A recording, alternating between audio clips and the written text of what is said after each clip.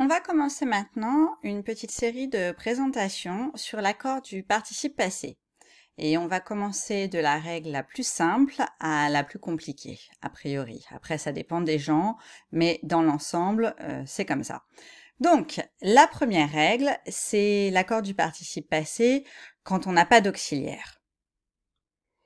Et quand on n'a pas d'auxiliaire, il faut tout simplement considérer le nom auquel se rapporte le participe passé. Donc, on va voir quelques exemples.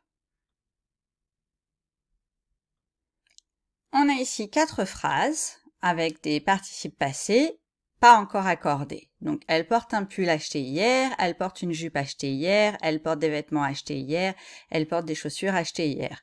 Quand on parle, on entend la même chose.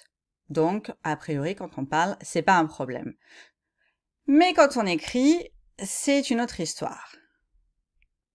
Pour le premier exemple, donc elle porte un pull acheté hier, on accorde au masculin singulier parce que acheter, le participe passé acheté, se rapporte au nom pull qui est masculin singulier.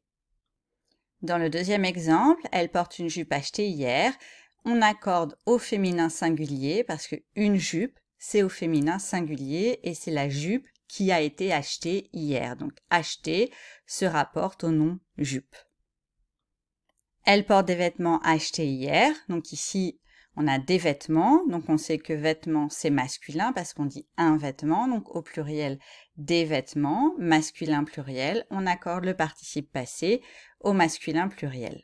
Des vêtements qui ont été achetés hier. Mais on n'a pas besoin de ceux qui ont été et on peut juste dire elle porte des vêtements achetés hier. Participe passé sans auxiliaire. Et dans le dernier exemple, elle porte des chaussures achetées hier. Donc, on sait que chaussures, c'est féminin parce qu'on dit une chaussure. Donc, des chaussures, féminin pluriel. Des chaussures achetées, féminin pluriel pour le participe passé et ES. Donc, ça, c'est la règle basique du participe passé. Quand on n'a pas d'auxiliaire, on accorde le participe passé avec le nom auquel il se rapporte. Donc, c'est la première chose à savoir.